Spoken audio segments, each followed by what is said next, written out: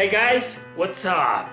It was only natural for me to make a part 2 of this video, of this top 10, because really, there's a lot of JRPGs that I think everyone should play and that haven't been as heavily recommended as all of those classics like the Final Fantasy games, the Xeno games, the Chrono series, the Tales of series, Persona series, and a big log, etc. of really popular RPGs.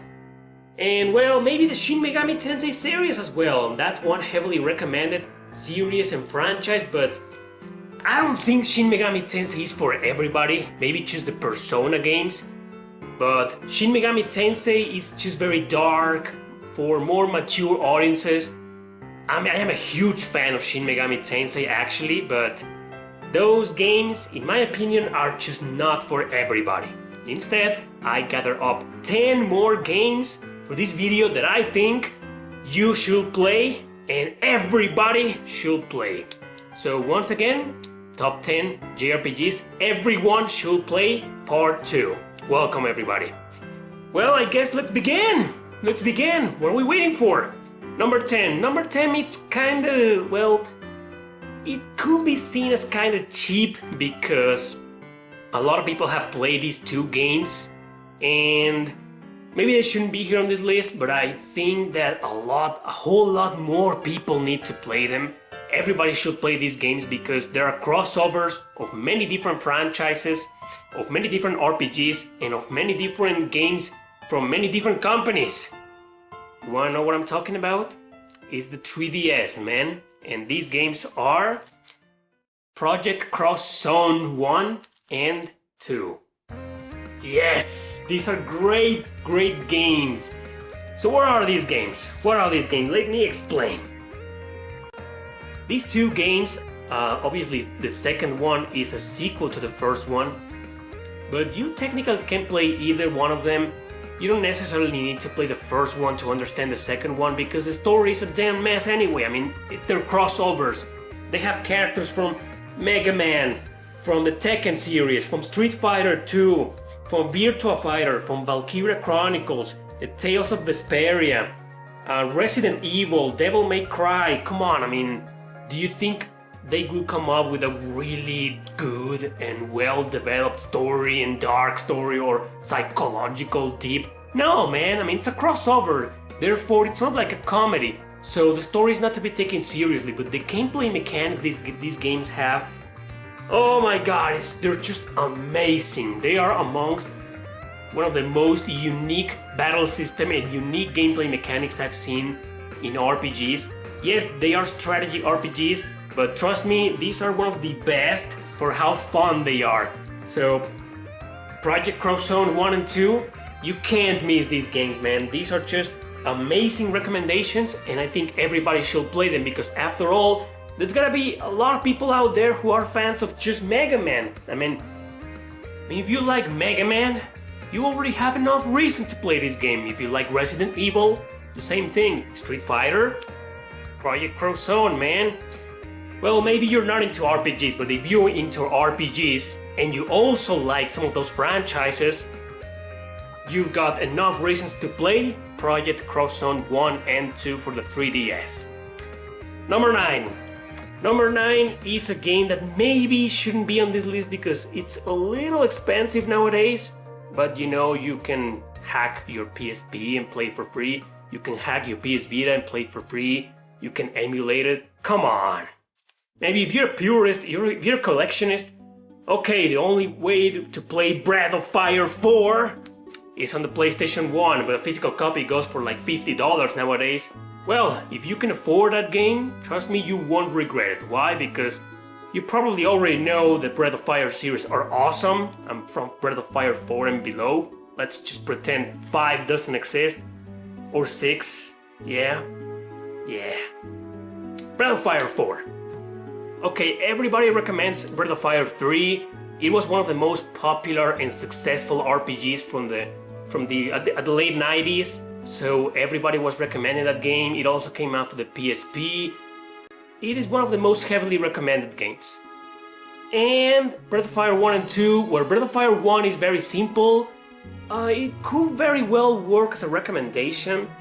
but I don't think it's that good. I mean, it's good, don't take me wrong, it's good, but it's not that good, at least not better than 3 or 4, but since everybody recommends 3, and 2 is a game that I actually hate. I don't like Breath of Fire 2, so which one I thought for this video? Breath of Fire 4. I mean, it's a great game, it's a huge classic, but I just don't see a lot of fans of that game out there recommending it, hardcore recommending that game, so I thought Breath of Fire 4 needs to be a game that everybody should play.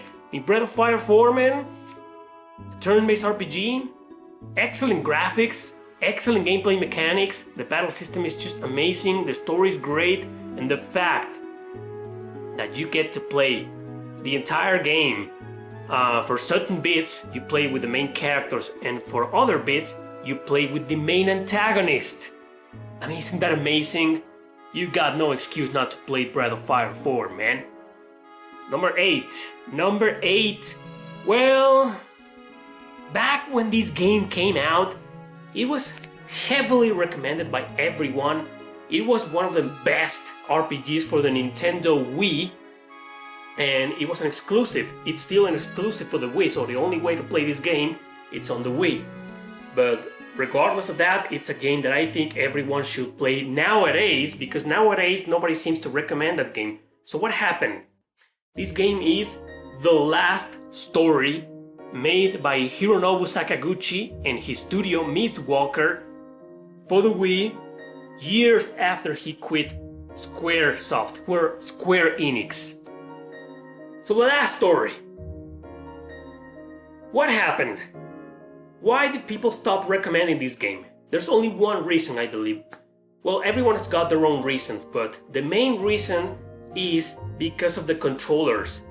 I mean, the controls in this game feel awkward, feel broken. Why? Because the game is programmed to be automatically on auto mode battle, and a lot of people hated that. But eventually time went on and gamers found out that you could switch the controls to manual. And if you switch them to manual, this immediately becomes a hack and slash RPG. I mean, you can just smash the buttons on your controller and swing those swords and beat the crap out of your enemies. But apart from that, you got a really solid story, really good cast of characters, and a voice acting that is from England.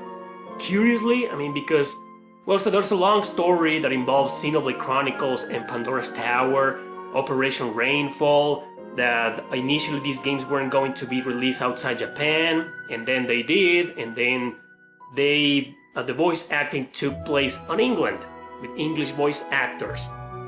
But it's kind of cool because the protagonists are like mercenaries, and sometimes they behave like pirates, and the accent of English people, it just makes them, I don't know, in my opinion, it makes them better. But that's just my opinion. Regardless of the voice acting in this game, guys, everybody should play The Last Story, because it's an amazing game, great action RPG, and don't forget to change your controls to manual mode. Oh yeah. Number 7.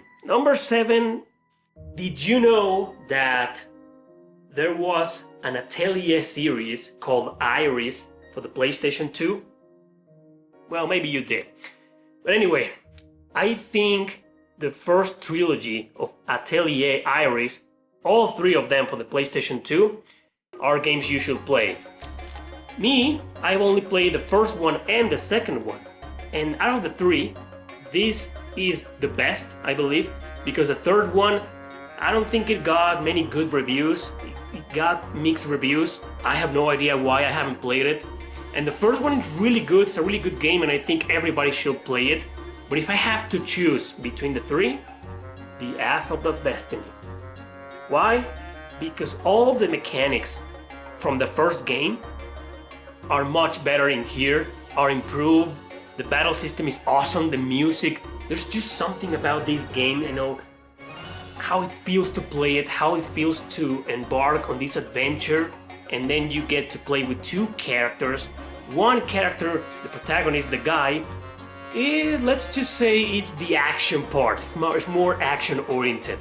And then there's the girl, who is the other protagonist, and you get to play as her, and her part is sort of like the alchemy part. I mean, if you played the Atelier games for the PS3 and beyond. You gotta do alchemy and you gotta synthesize items to send to the main male character in this game. I mean, doesn't that sound awesome already? I mean, Atelier Iris 2 and 1 as well, I think are games everybody should play. Remember on my first video how I kept saying the word balanced? How the key word for every single RPG that I mentioned there was the word balanced? All of these games I believe are no exception. Atelier, Iris are really balanced games. The first two, I don't know about the third one. If you want to give it a chance, go ahead. If you've already given it a chance, share on the comment section below so more people can see if it's really worth it to play it or if it's a game everybody should play. But the first two, you have no excuse. Everybody should play those games. Anyway, number six. You guys are familiar probably with the Wild Arms series, right? Yeah, first Wild Arms, a huge classic. Everybody told you to play it. Everybody recommended that game. Yup. It also came out on the PlayStation Classic, which is a piece of shit, but it's there. But what about Wild Arms 2? Seriously, Wild Arms 2 is, in my opinion, a much better game than the first one. The first one, it just has a lot of nostalgia value because it's so retro and it doesn't feel like a PlayStation 1 game. It feels more like a Super Nintendo game, so maybe that's why it was successful. With the second one, it really does feel like a PlayStation 1 game, polygons, similar graphics than to Final Fantasy VII. So Wild Arms 2, I can't believe nobody else is saying that it's a game everybody should play. I think Wild Arms 2 is an RPG everybody should play because it's very good, it has more characters, a very solid story, much better than the first one in my opinion. Well, I don't want to downgrade the first one, I am a fan of the first one as well, but I think this game is almost better in every single aspect than the first one, but that's just my opinion. Regardless, if you enjoyed Wild Arms 1, you should give Wild Arms 2 a chance, and there's an entire series that I think everybody should play. Wild Arms 2, you go with Wild Arms 2 and you will see why everybody should play it. Alright, number 5. Number 5 is Radiata Stories. I was going to include this game in the first video, but I said, nah. And then I changed my mind. I'm glad I changed my mind because this really is a great action JRPG that you need to play. Why? First of all, it was made by Tri-Ace. Tri-Ace made the Star Ocean series and the Valkyrie Profile series. And it does feel different from those games, but the Tri-Ace feeling is still there, if you know what I mean. And also, you play as this protagonist who goes to live in a town, and he wanted to become a knight, but he doesn't make it. He failed the exam of becoming a knight. But since he had a certain connection that I'm just not gonna mention, all of a sudden he makes it. And then some events happen, and without telling you much spoilers, he ends up living in the town of Radiata, and he gets the option, you as a player get the option to recruit almost every single character living there. Even the guys from the church, even the guys from the poor, obscure community, even the guys from the Mage Academy. Everybody! Almost everybody, maybe except like 2 or 3 characters who are the people who sell you stuff in the game. But other than that, it's like you can recruit 90% of the people, and then the game splits into 2 entirely different routes by the half of the game, and if you choose one route, you stay in the town, and then you recruit almost everybody in there. And if you don't, you go to the outskirts of town, where there's the forest, and the dwarves, and the elves, and of course, you get to recruit them all as well in this route. So, it sounds amazing. You gotta admit that, it sounds amazing. You get to fight with almost every single character in this game by your side. And it's an action RPG, it's pretty solid. It's not your everyday fast-paced hack and slash, it's not. It's kind of technical, but even so, it just feels so good. The game has a lot of charm. The story's great. I mean, it's a story kind of for kids at some point. But if it's a story kind of for kids that adults can play as well, my conclusion is everyone should play it. There. Number 4, however, I think it might be a game for adults only, but maybe some teens and kids can play it as well. Okay, not kids. Vandal Hearts for the PlayStation 1. That is a really solid strategy RPG. It's a classic. It's a cult classic. It's a hidden gem. A lot of people didn't pay attention to this game when it first came out. Why? Because back when it first came out, the era of PS1 RPGs was just full of giants, full of masterpiece after masterpiece. A lot of great RPGs came out on the late 90s. So obviously a lot of people overlooked this game. But if you give this game a chance, trust me, you won't regret it. I mean, if you like strategy RPGs, this one is a must, a total must. It's one of the best hidden gems I have ever played in my life. I can't believe how long it took me to play this game. I should have played like 10 years ago, but I only played like 2 years ago. Less than that, I believe. So what took me so long? The same reason it took you so long. Because I didn't know it even existed. So I found out about it, and I played it, and oh my god, it's really good, and it's balanced. Like all strategy RPGs, you gotta use your brain, so it's not that easy, but it's not that hard either. I mean, compared to other RPGs, strategy RPGs, this one is balanced, trust me. And the gameplay mechanics, you know how in most strategy RPGs, almost every single mission is kill all enemies, I mean clear the map, and that's it?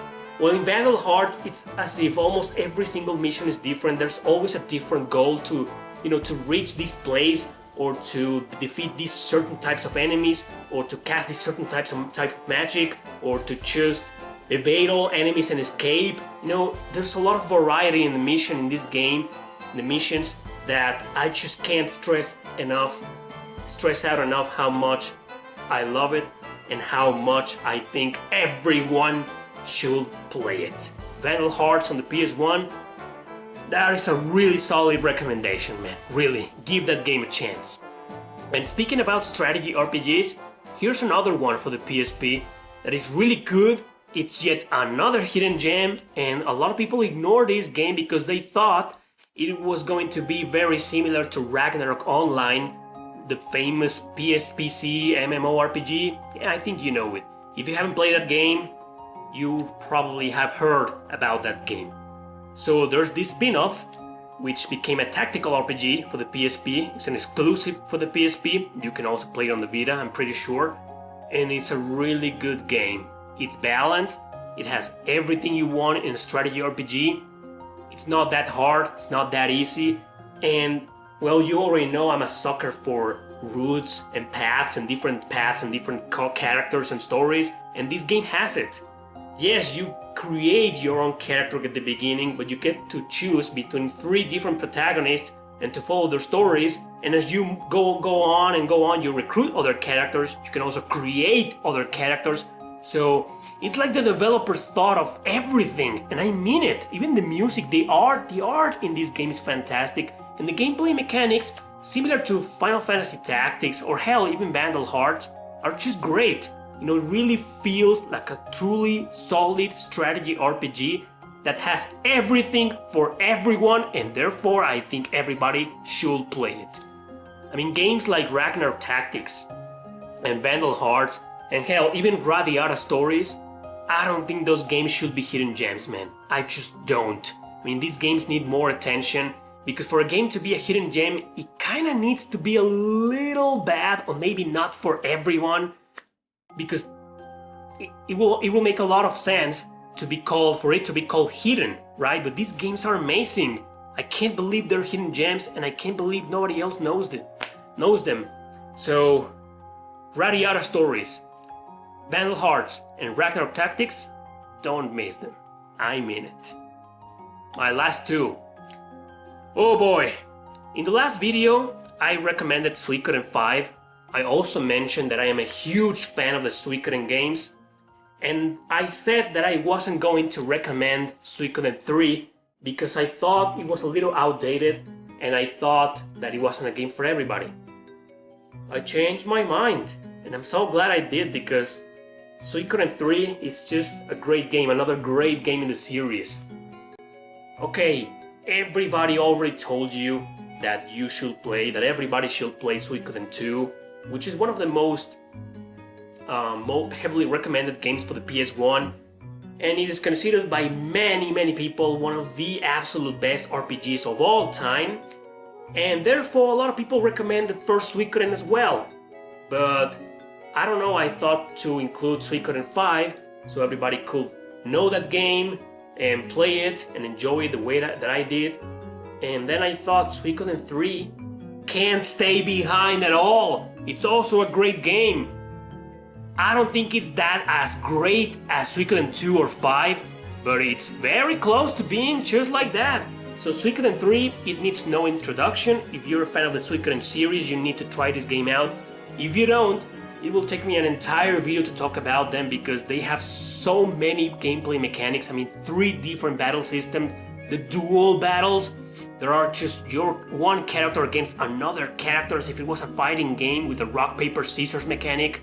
And then there's the strategy battles with the armies, and then there's the turn-based battles. So like I said, Suikoden 3, it may not be as good as Suikoden 5 or 2nd, but my god, it just doesn't stay behind at all. Suikoden 3, it's a game that I think everybody must play. My number one.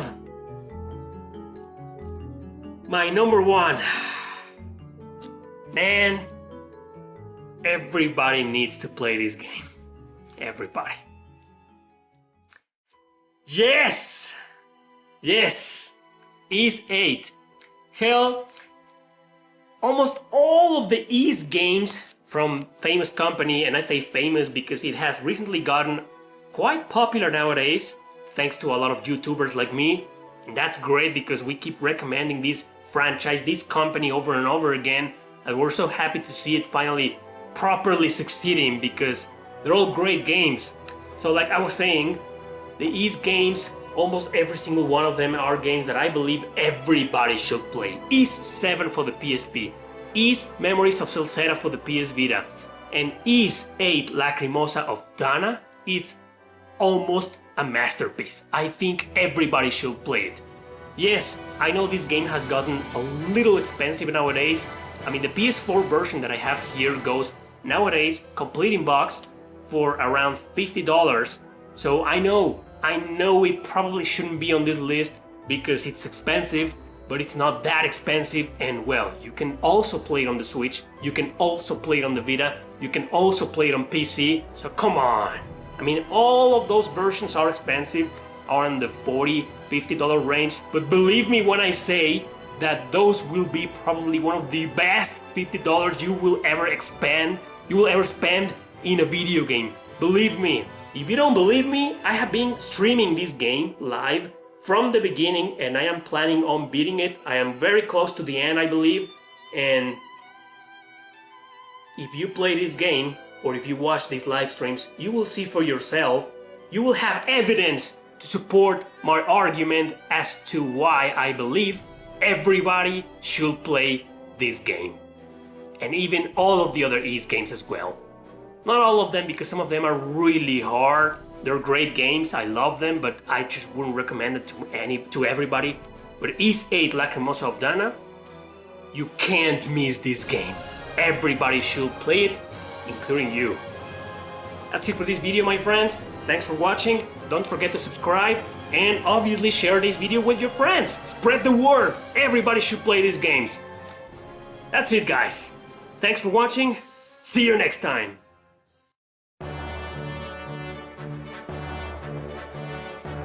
I forgot this honorable mention.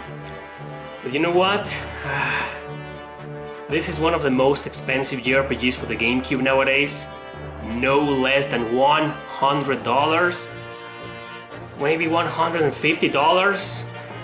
Man, I wish I could have recommended this game. I think this is a game everybody should play. but the price is just something that not everybody can afford, unfortunately. Anyway, if you find a way to play this game,